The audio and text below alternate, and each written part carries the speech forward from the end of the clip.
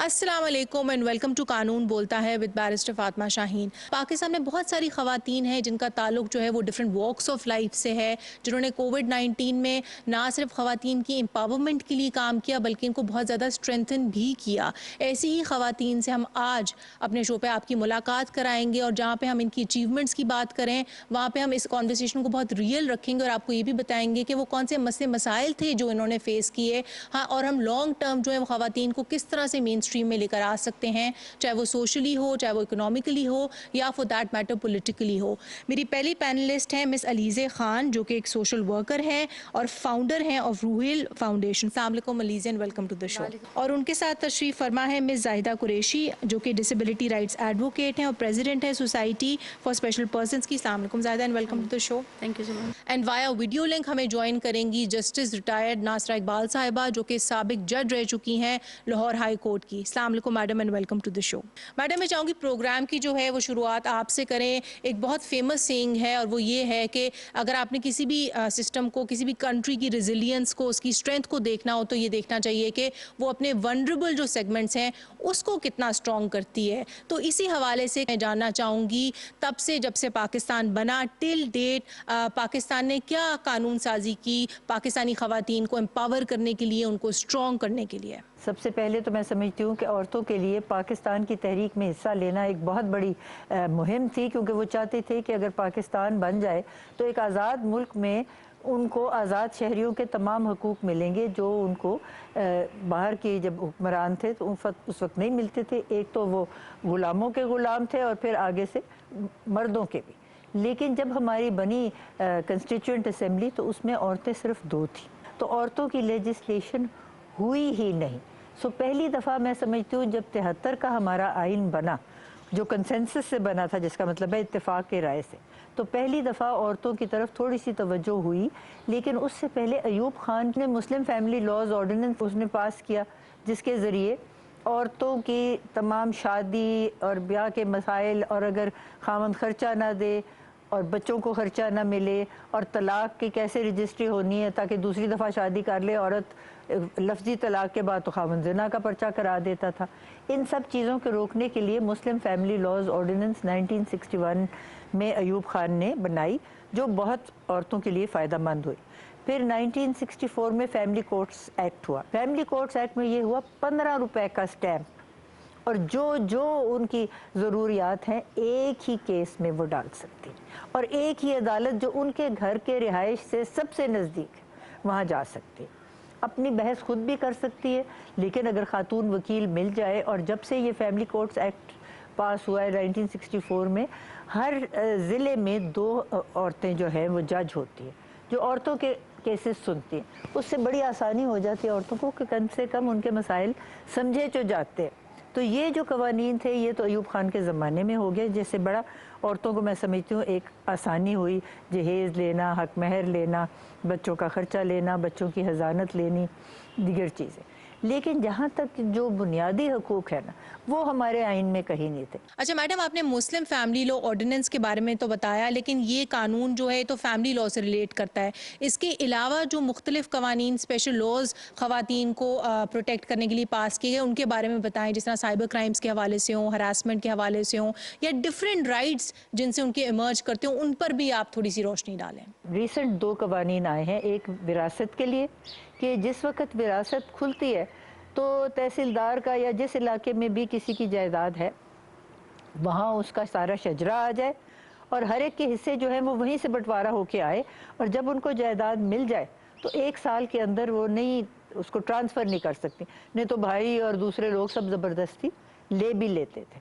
तो ये भी रुक गया। और एक ये जो अभी हाल में हुआ है, ये अदालत ने किया, 2 फिंगर टेस्ट जिसको कहते हैं। जब औरत कभी जाती थी ज़्यादती या ज़िना बिल जबर के लिए केस रजिस्टर करने, लेकिन जब से ये इसके बारे में हो गया इतलाक़ के ऐसा नहीं हो सकता, मैं समझती हूँ औरतों के लिए हिम्मत हुई है। ख़ास तौर पर ये जो मोटरवे का हादसा हुआ, इस तरह के हवादिस में अब औरत को थाने जाने में कोई मसला नहीं है। और जी बिल्कुल मैडम, आपका पॉइंट आ गया, लेकिन आपकी तरफ मैं आऊँगी। आप सोशल वर्कर भी हैं, खुद एक वकील भी हैं, तो इतनी डिटेल हमें एनालिसिस दिया मैडम ने, लेकिन आपको लगता है कि जहाँ पे इतने कवानीन पास हो गए, खवातीन को ऑन पेपर एटलीस्ट एम्पावर करने के लिए, वहाँ पे उनकी इम्प्लीमेंटेशन हो रही है? आई थिंक इम्प्लीमेंटेशन से ज़्यादा इंपॉर्टेंट है अवेयरनेस ही नहीं। रूरल एरियाज़ में औरतों को कोई आइडिया ही नहीं कि क्या राइट्स उनके लिए अवेलेबल हैं और क्या। तो आई थिंक इम्प्लीमेंटेशन से पहले अवेयरनेस होनी चाहिए, बिल्कुल उनको सही पता कहा। तो हो, जब उनको पता होगा देन ऑब्वियसली वो इम्प्लीमेंट भी होगा। बिल्कुल। तो I think awareness is the first awareness का, और बहुत सारे कवानीन अगर हम देखें एज लॉयर्स, उसमें हरासमेंट का भी अगर आप कानून देखें तो उसमें एक ये सेक्शन कहता है कि भाई इसकी इम्प्लीमेंटेशन ही तब होगी जब आप इसको अवेयर करेंगे लोगों को इसके बारे में। अवेयरनेस की आपने बड़ी अच्छी बात की, and I am very impressed by your profile. बहुत सारे अवेयरनेस इनिशिएटिव्स आप ले रही हैं, फिर आपने बहुत सारी गरीब लड़कियों की शादियां भी करवाई, उसके बाद राशन भी गरीब औरतों में जो है वो डिस्ट्रीब्यूट किया। तो इतने सारे जो आपने इनिशिएटिव्स दिए हैं, इसमें आपको क्या लगता है कि वो सबसे इम्पैक्टफुल इनिशिएटिव क्या था? आई थिंक सबसे इम्पैक्टफुल था विडो सपोर्ट प्रोग्राम। अच्छा, वो बिकॉज क्यों? विडोज़ को अब इतने जब ग्रुप्स होते हैं अंडर प्रिविलेज, तो विडोज़ को वो एक बैक सीट ले लेते हैं, तो इसलिए सारी लाइमलाइट दूसरे ग्रुप्स को चली जाती है, ट्रांसजेंडर्स एंड एवरीथिंग। तो आई थिंक ये widow support program is very close to my heart, because I think उनको जिस किस्म की उनकी मजबूरियाँ हैं वो हाईलाइट उस तरह से नहीं होती हैं, लोगों को इतनी अवेयरनेस खवातीन होती हैं। बिल्कुल एग्जैक्टली। अलीज़े, तो आप हमें बता रही थी कि आपने जो है बहुत सारी विडोज़ के लिए, जो बेवा हैं उनके लिए काफ़ी सपोर्ट प्रोग्राम्स किए, ख़ास तौर पे कोविड-19 में। तो इसके बारे में ज़रा नाज़रीन को बताएं कि किस तरह से आपने उनकी हेल्प की है, किस तरह से उनको जो है बाख्तियार बनाया? अच्छा, विडो सपोर्ट प्रोग्राम में बेसिकली जो औरतें होती हैं वो घर से निकल के नहीं, लाइक वो सफ़ेद पोश होती हैं, वो घर से निकल के मांग नहीं सकती एंड एवरीथिंग। तो आई थिंक ये बहुत ही इंपॉर्टेंट है कि हम उन विडोज़ तक रीच करें, और इतनी ज़्यादा विडोज़ हैं, हम ट्राई करते हैं कि जितना जितना हम कर सकें हम उतना करें। वी हैव 13 विडोज़ जिनको हम सपोर्ट करें। वी स्टार्टेड विद 3 विडोज़, तो अभी हम 13, एंड हमने सारी जो मेजर हमारा नंबर था वो हमने कोविड में ही उसको तो सपोर्ट आप किस तरह से कर रहे हैं? आप उनको फाइनेंशियली जो है सपोर्ट करें, माली तहफ़्फ़ुज़ फराहम कर रहे हैं, या उनको कोई शेल्टर दे रहे हर हैं, किस तरह चीज़ से कवर कर रहे हैं। अच्छा। बेसिकली मेडिकल एक्सपेंसेस, उनके बच्चों की फीस, राशन, किसी की शादी हो रही है, हर एक चीज़ हम कवर करते हैं। So if we have a widow on board तो हम उसकी हर एक चीज़ कवर करते हैं। ठीक है, और उसमें क्राइटेरिया में आने के लिए आपको क्या करने की ज़रूरत है? बिकॉज़ इस तरह तो कोई भी झूठा भी बंदा आके आके नहीं नहीं, वो हम प्रॉपर हमारी होती है, हमारे प्रॉपर चेक्स होते हैं, हमारे विजिट्स होते हैं। I personally go and visit them, सारा देख कर बिल्स वगैरह क्या एग्जैक्टली आ रहा है, पूरी लाइक नेबरहुड से उनकी सारी जब प्रॉपर हम वो करके एंड देन हम उनको अपने फिर आप उनको फाइनेंशियली जो इंक्लूड करते हैं। अच्छा, बहुत सारी गरीब लड़कियों की आपने शादी भी कराई है कोविड-19 के दौरान, इसके बारे में बताएं। बिकॉज शादी मैं तो समझूंगी अगर आपने करवाई तो ऑफ कोर्स एक बहुत नेक काम किया है, लेकिन आई होप आपने जहेज की प्रैक्टिस प्रमोट ना की हो। बिल्कुल भी नहीं। व्हेनेवर वी फंड वेडिंग्स हम सिर्फ खाना करते हैं। तो हमारा एक रूल है कि अगर हम किसी की शादी करा रहे हैं तो जितना भी उनको खाना चाहिए, उन्हें बड़ी करनी है, छोटी करनी है, जैसी मर्जी करनी है, तो वी जस्ट प्रोवाइड फूड। ठीक है। अच्छा, आपकी तरफ मैं आऊँगी। इन्होंने तो मोस्टली जो भी अपने एफर्ट्स किए हैं रिलीफ से रिलेटेड, वो तो अर्बन एरियाज़ में किए हैं, पाकिस्तान के बड़े बड़े शहरों में किए हैं। आपका ताल्लुक जो है, ख़ुद भी आप मुल्तान से हैं। Thank you so much first of all for coming on the show. तो आप बताएं ग्रास रूट पे आपने क्या इक़दामात लिए ख़वातीन को एम्पावर करने के लिए? Thank you Fatima. इसमें ज़्यादा जब कोविड की सिचुएशंस हुई थी उस वक्त जितने भी अफराद बहामाज़ूरी थे वो बहुत ज़्यादा इतने आइसोलेशन में कभी नहीं गए जितना उस वक्त में आ गए। उनको ये लगा कि जब इस सूरत हाल में जब हर बंदा अपनी अपनी सोच रहा है तो हमारी लाइफ का कौन होगा जो हमें सपोर्ट करेगा। लाइक जो बहन भाई उनको सपोर्ट करते थे वो खुद घर में आगे बेरोज़गार होकर बैठ गए, तो उनकी लाइफ की सस्टेनेबिलिटी क्या होगी। तो वो बहुत परेशान थे कि हमारे पास साथ डिसेबिलिटी भी है और हम किस तरह से सारे को मैनेज करें। फिर हमने सोसाइटी फॉर स्पेशल पर्सन्स के बिहाफ पे इनिशिएटिव लिया। हमने कहा बजाय घबराने के, परेशान होने के, कुछ ना कुछ किया जाए। हमने मार्केट को सर्वे किया तो उस वक्त मतलब है कि मार्केट में मास्क अवेलेबल नहीं थे और मास्क की बहुत ज़्यादा ज़रूरत थी। तो हमारी वो बच्चे जो स्किल डेवलपमेंट के ज़रिए जिनको हमने ट्रेन किया था, सारे डिसेबल बच्चों को 10 से 15 थी टोटल मुल्तान की सतह पर, तो जो हमारे क्लोज ग्रुप में थी, तो उनको हमने कहा कि आप मास्क बनाओ। उन्होंने मास्क बनाने का काम शुरू किया। उनको हमने लाइवलीहुड सपोर्ट भी दी। मतलब कि बहुत लो कॉस्ट में उन्होंने मास्क तैयार करना शुरू किया और अल्हम्दुलिल्लाह हमने 15,000 से ज़्यादा मास्क बनाए और वो 15,000 मास्क मुजफ्फरगढ़, डीजी खान, लिया, मुल्तान। लेकिन ये जो आप मास्क सारे बनवा रही थी, ये आप इनकी मतलब आपकी जो टारगेट मार्केट थी वो कौन थी? वो खवातीन हुआ डिफरेंटली एबल लाइक योरसेल्फ थी या आम खवातीन भी थी? सब लोगों के लिए, सब खवातीन इसमें क्योंकि किसी के लिए भी मास्क मार्केट में अवेलेबल नहीं थे, बहुत शॉर्ट हो गए थे। थे और वो बहुत हाई कीमत पे ये तो सेल हो रहे थे। इस सिचुएशन में हमने ये इनिशिएटिव लिया और इससे काफ़ी तादाद में डिसेबल बच्चों को और लड़कियों को एक एम्पावरमेंट मिली, एक हौसला मिला कि हमें काम भी मिल गया घर बैठे। हम समझते थे कि हमें काम नहीं मिलेगा, हमें रोजगार हमारा खत्म हो गया। और मेरा ख्याल है जो पर्सन विद डिसेबिलिटीज हैं, आप हमेशा मेरे साथ इस बात पे शायद एग्री करेंगी, वो लोग ज़्यादा डिसएडवांटेज हुए हैं। ख़वातीन नॉर्मली एबल्ड ख़वातीन तो हुई हैं, इस पर तो कोई डिनाइंग नहीं, और पाकिस्तान में नहीं ऑल ओवर द वर्ल्ड हुई हैं, लेकिन जो लोग मार्जिनलाइज थे हमारे माशरे में वो अनफॉर्चुनेटली और मार्जिनलाइज्ड हो गए। फातिमा, इसमें बहुत इंपॉर्टेंट बात है कि कोविड के ये जो SOPs बताई गई कि सोशल डिस्टेंस, क्या एक जिस्मानी माजूर शख्स अपना सोशल डिस्टेंस रख सकता है? उसको तो हर टाइम अटेंडेंट की ज़रूरत है। इसी तरह जो विजुअली इम्पेयर्ड बच्चियां हैं वो भी सहारा लेके चलती हैं, वो सोशल डिस्टेंस को कैसे मेंटेन करें? तो उनके लिए आपने कोई खास काम किया? देखिए, मास्क और सैनिटाइजर का तो मुझे समझ आ गया, SOPs के साथ आपने प्रोटोकॉल किया, लेकिन उनकी अदरवाइज रिहैबिलिटेशन में, उनकी केयर में, उनकी सपोर्ट में,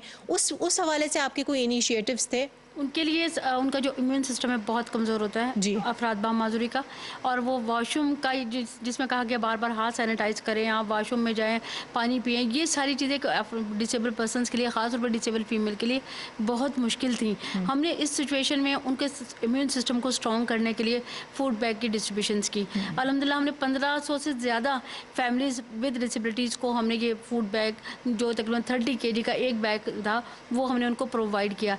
लेकिन एक बड़ी मशहूर कहावत है, वो कहते हैं कि ख़वातीन अगर ख़वातीन की हेल्प करती हैं तो इट इज़ बाउंड कि वो राइज करेंगी, ठीक है, और ना सिर्फ राइज करेंगी, ज़्यादा सक्सेसफुल होंगी, but at the end of the day I think किसी की भी मदद करके आप दुआएं हमेशा लेते हैं। तो आपके सक्सेस में as a social worker, as a lawyer, and I know आप मल्टी टैलेंटेड है, बहुत सारे काम और भी कर रही हैं, ठीक है, आपको लगता है कि कहीं पे लोगों को हेल्प करना इसका एक कॉन्ट्रीब्यूटिंग कॉज रहा है? डेफिनेटली आई थिंक मैं हमेशा लोगों से ये कहती हूँ, अगर आप अपने लिए किसी और के लिए नहीं कर सकते हेल्प, अपने लिए करो, because you sleep better at night और आपके लिए चीज़ें बहुत आसान हो जाती हैं।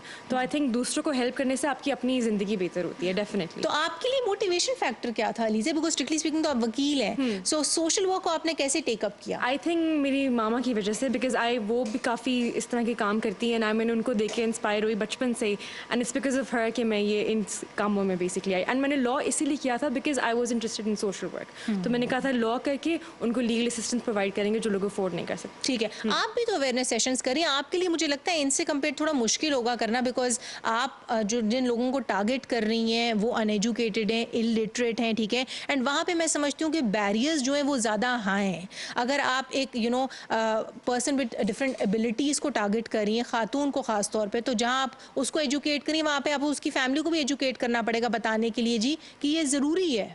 लेकिन इसके बावजूद भी फैमिली मतलब ज़्यादा सेंसिटाइज नहीं होती डिसेबल फीमेल्स के हवाले से। अच्छा। उनका डर उसी तरह ही रहता है दिल के अंदर।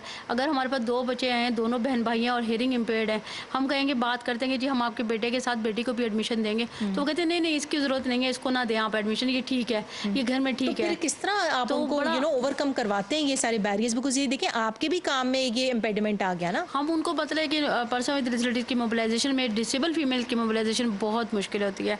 उसके लिए फिर हम अपने आप को खुद एज रोल मॉडल सामने लेकर आते हैं और बहुत सारे उनको कॉन्फिडेंस देते हैं, उनकी फैमिली को, कि देखिए आपकी बेटी का CNIC बनेगा, उसका डिसेबिलिटी सर्टिफिकेट बनेगा, वो हुकूमत की पॉलिसी के अंदर शामिल हो जाएंगी, हुकूमत की प्लानिंग में शामिल हो जाएंगी, हुकूमत की बजटिंग में आ जाएंगे, और आपकी बेटी के कदम उठाने से हो सकता है और डिसेबल बच्चों का भला हो जाए। तो आपका एक कदम बहुत सारे माजूर अफराद के लिए एक बड़ा माइलस्टोन साबित होगा। तो आप अपनी बच्चों को इस तरह घरों में ना रखें, उनको मोबिलाइज करें, उन्हें स्किल डेवलपमेंट की तरफ लेकर आएँ, आप एम्प्लॉयमेंट की तरफ लेकर आएँ और एक इंडिपेंडेंट जिंदगी की तरफ लेकर आएँ, ताकि वो लाइव होंगे तो बाकी बच्चे भी लाइव होंगे। तो इस तरह से फिर उनकी फैमिलीज को, खासतौर पर उनके भाइयों को, उनके फादर्स को, उनकी मदर को हम लोग बार बार मोटिवेट करते हैं, एजुकेट करते हैं, बार बार उनसे काउंसलिंग करते हैं, तब जाके उनको थोड़ा सा ट्रस्ट बिल्ड होता है। लेकिन एक खौफ फिर भी रहता है कि हमारी बेटी डिसेबल है। और इसमें मैं देख रही थी अनफॉर्चुनेटली हमारे माशरे में ये एक चीज़ है, ठीक है, कि डिसेबल ख़वातीन जो हैं उनको शायद शादी करने में भी ज़्यादा मसाइल फेस होते हैं, ठीक है, बनस्बत नॉर्मली एबल्ड ख़वातीन को। सो इस हवाले से भी मतलब मैं चाह रही हूँ हम इसके सोशल एंगल को भी टच करें, इसमें आप लोग उनकी कोई हेल्प करते हैं? Fatima, very important person with disabilities, ख़ास तौर पे मैं कहती हूँ अगर मर्द व्हीलचेयर पे भी है तो वो मर्द है, अगर फीमेल जो है वो अगर प्राइम मिनिस्टर भी है तो वो फीमेल है। तो ना क्या कहते हैं, वैसे 100% आपकी इस बात से एग्री नहीं करूंगी, बिकॉज देखें दुनिया के इतने ममालिक हैं जो वुमेन लेड थे। आप यूरोपियन कंट्रीज को उठा के देख लें, आप न्यूजीलैंड को उठा के देख लें, वहाँ पे वुमेन लीडर्स थी, ठीक है, and they were the first ones जो कि सक्सेसफुल थी कोविड को फाइट करने में। सो मेरा ख्याल है perspective to perspective, nation to nation, culture to culture, ये बात वेरी करती है बिल्कुल। लेकिन इसकी कनेक्टिविटी के साथ मैं इस तरह से बिल्ड कर रही हूँ कि एक डिसेबल लड़का जो होता है वो आम लड़के के मर्दों की तरह सोचता है अपनी शादी के लिए, अपनी जिंदगी के लिए ना।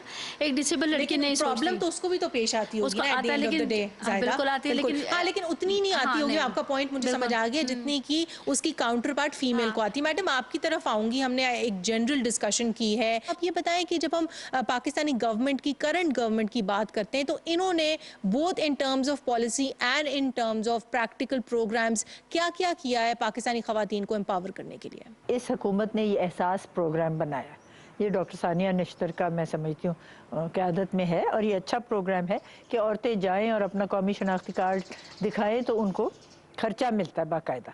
तो इस एहसास प्रोग्राम से औरतों के लिए बहुत फ़ायदेमंद है। और दूसरा जो इन्होंने शुरू किया है कि बच्चों के लिए ऑनलाइन पढ़ाई, लेकिन उसमें थोड़ा सा मसला ये है कि क्योंकि हर एक के पास तो कंप्यूटर या टीवी नहीं है घर में, वो कैसे देखें।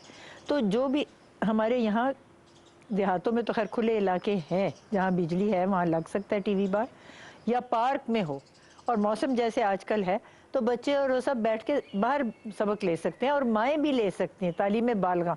इसमें लिए औरतों को बहुत फ़ायदा है। लेकिन औरतों के लिए वैसे भी आजकल प्रोग्राम हो रहे हैं, और मैं समझती हूँ हम इलेक्ट्रॉनिक मीडिया को इस बात पे ज़रूर दाद दें कि जब से ये पेंडेमिक आया है तो औरतों की सहूलत के लिए उन्होंने शऊर दिलाने के फ़र्क प्रोग्राम बनाए हुए हैं कि औरतें अगर घर में हैं तो वो घर में बच्चों को कैसे लुक आफ्टर करेंगी, खाने पीने की किस तरह के वो करेंगी, किफ़ायत शारी से क्या चीज़ बन सकती है, क्या चीज़ नहीं बन सकती।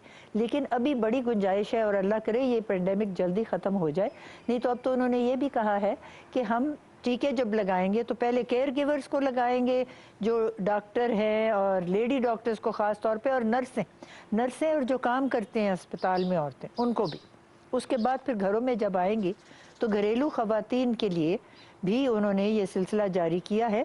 लेकिन मेरा ख्याल है ये अगर पेंडेमिक ना ख़त्म हुआ ये साल, तो ये जो ख़वातीन अब घर में हैं कैदो बंद में, इनके लिए इस्लाही हमने और तरीके कार जो हैं वो पैदा करने हैं। और मैं समझती हूँ कि जो हमारे नाजरीन हैं और हम सब लोग हैं, हमारा ये काम है कि हम ख़वातीन के लिए हालात जो है वो बेहतर बनाएं। मैडम इसके अलावा भी I would want to add कि अभी रिसेंटली जो है एक बड़ी लैंडमार्क चीज़ इस गवर्नमेंट ने की है ख़वातीन के लिए, जिस पे इतनी बात नहीं की जा रही, वो ये कि अब सक्सेशन सर्टिफिकेट्स जो हैं वो बड़ी इजीली मिल रहे हैं ख़वातीन को, बिकॉज अब 2 हफ्ते का जो है वो टाइम पीरियड कर दिया गया है। नादरा से आप डायरेक्टली रुजू कर सकते हैं। फिर पेंडेमिक के दौरान भी वुमेन सेफ्टी एप्स जो हैं वो लॉन्च हुई हैं, जिस पे ख़वातीन जो है अपनी मोबिलिटी जो है उसको मॉनिटर कर सकती हैं एंड रिपोर्ट कर सकती हैं हरासमेंट। सो काफ़ी एग्जेम्पलरी मेजर्स इस गवर्नमेंट ने किए। लेकिन आपकी तरफ आऊँगी बिकॉज आप भी बड़ी क्लोजली काम कर रही हैं गवर्नमेंट के साथ। तो गवर्नमेंट की जब हम बात करते हैं और डिफरेंटली एबल ख़वातीन की बात करते हैं,